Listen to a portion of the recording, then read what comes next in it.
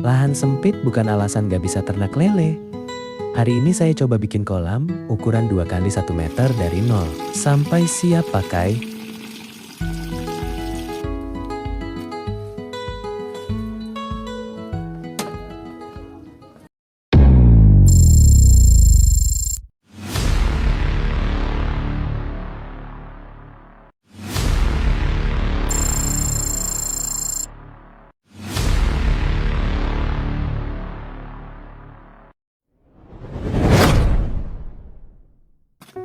Bambu sepanjang 210 cm ini kita potong dulu untuk rangka kolam. Biar lebih hemat dan tetap kuat, bambunya dibelah jadi 6 bagian. Ukurannya pas, nggak terlalu kecil, tapi tetap ringan buat dipasang di lahan sempit. Pelan-pelan dibelah mengikuti serat bambu supaya hasilnya rapi dan nggak gampang pecah.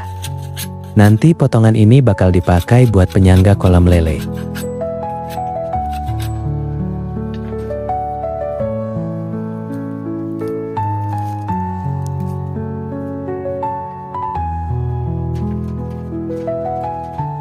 Selanjutnya, kita ukur kayu penyangga dengan panjang 60 cm. Ukuran ini dipakai supaya rangka kolam lebih kokoh dan seimbang saat dipasang.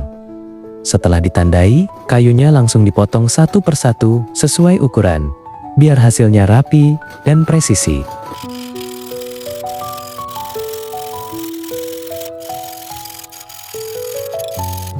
Bambu yang tadi sudah dibelah, sekarang kita siapkan untuk dirakit. Lalu bambu dipasang dan dipaku ke kayu penyangga yang sudah dipotong sesuai ukuran yang ditentukan sebelumnya. Pemasangannya dibuat kuat supaya rangka kolam lebih kokoh dan tahan lama. Pelan-pelan dirakit satu persatu sampai bentuk rangka mulai terlihat.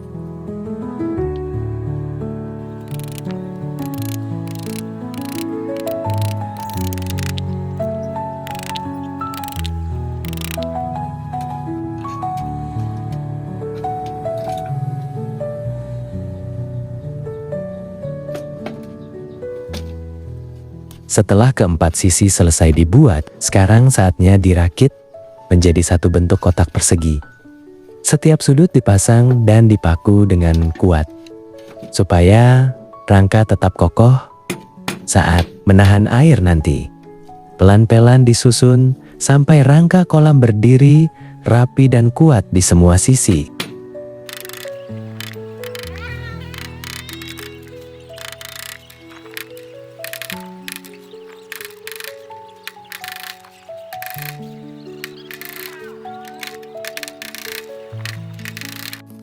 Selanjutnya kita buat saluran pembuangan untuk mempermudah proses menguras kolam nantinya.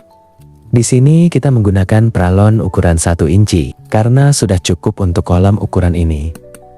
Tapi kalau ingin aliran air lebih cepat, bisa juga pakai ukuran yang lebih besar sesuai kebutuhan pemasangannya. Dibuat rapat supaya tidak bocor saat kolam sudah terisi air.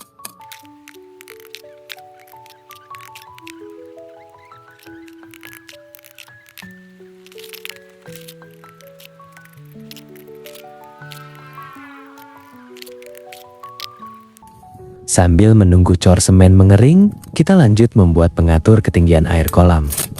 Masih memakai pralon ukuran 1 inci dengan tinggi sekitar 45 cm. Bagian ini berfungsi supaya saat hujan deras, air yang berlebih bisa keluar sendiri dan tidak meluber dari kolam, jadi ketinggian air tetap aman dan kolam lebih mudah dikontrol.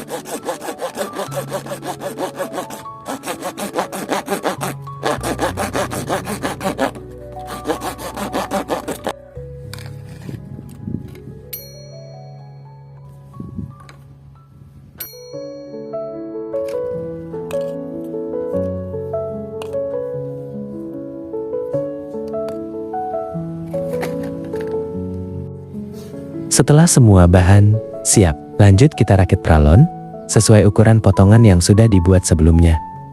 Setiap sambungan jangan lupa diberi lem khusus pralon supaya lebih kuat dan tidak mudah lepas. Selain itu, lem juga penting agar saluran tidak bocor saat sudah dialiri air nantinya.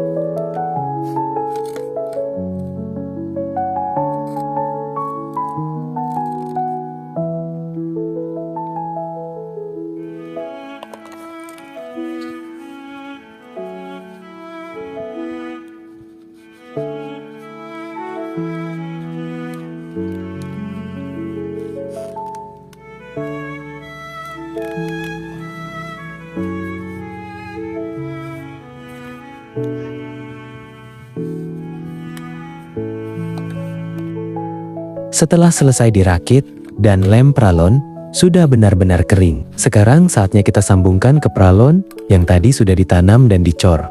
Pemasangannya harus pas dan rapat supaya aliran air lancar dan tidak terjadi kebocoran. Kalau semua sudah terpasang dengan baik, sistem pembuangan dan pengatur air kolam pun siap digunakan.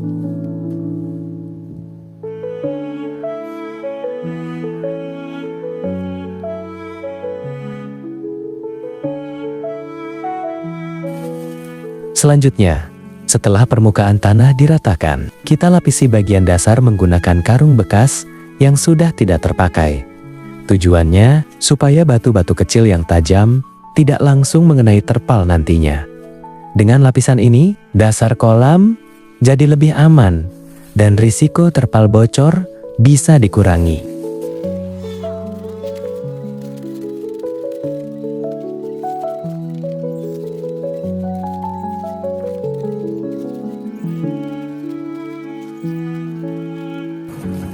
Setelah proses pelapisan selesai dilakukan, langkah selanjutnya adalah melubangi bagian alas karung tersebut. Pembuatan lubang ini bertujuan sebagai saluran pembuangan. Pelapisan dilanjutkan dengan menaburkan merang atau sekam padi di atas permukaannya. Lapisan tambahan ini berfungsi sebagai bantalan pelindung, sehingga alas kolam terpal menjadi lebih aman dan terhindar dari risiko sobek atau rusak akibat gesekan maupun tusukan batu-batuan yang ada di bawahnya.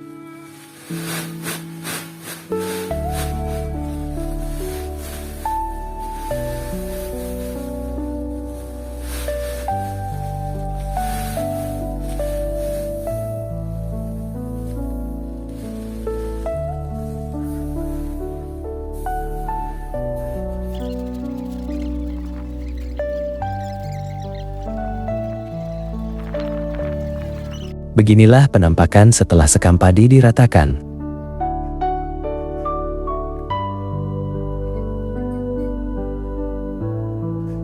Karena proses pembuatan dan persiapan rangka sudah selesai, saatnya membuka paket berisi lembaran terpal yang sudah disiapkan. Terpal ini nantinya akan dipasang dan dibentuk menjadi wadah kolam yang akan digunakan sebagai tempat pemeliharaan ikan lele.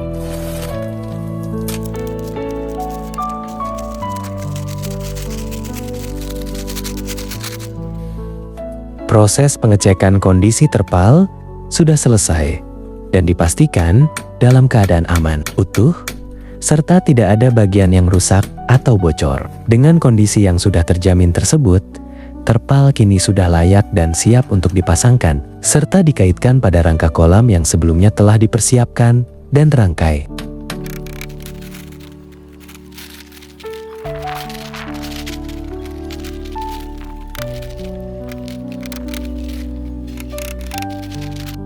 Dengan pemasangan lis bambu pada setiap sisi pinggiran kolam terpal, pemasangan ini dilakukan agar posisi terpal menjadi kencang, rata, dan terlihat lebih rapi, serta memastikan bentuk kolam tetap kokoh dan terjaga dengan baik.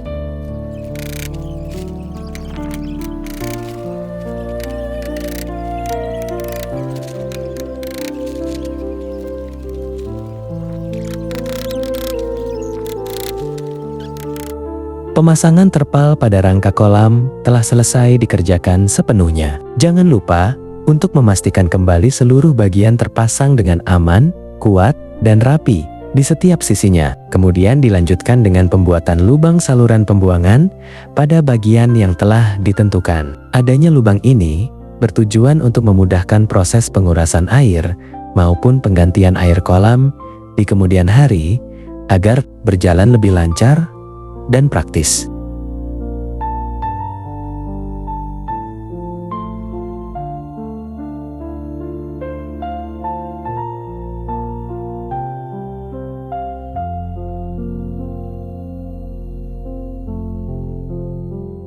Setelah seluruh rangkaian instalasi peralon untuk saluran pembuangan serta pengatur ketinggian air selesai dipasang dan terpasang dengan baik, ternyata pekerjaan belum berakhir di situ. Kegiatan dilanjutkan kembali dengan proses perakitan dan pemasangan rangkaian peralon lainnya yang berfungsi sebagai saluran khusus untuk pengisian air ke dalam kolam nantinya.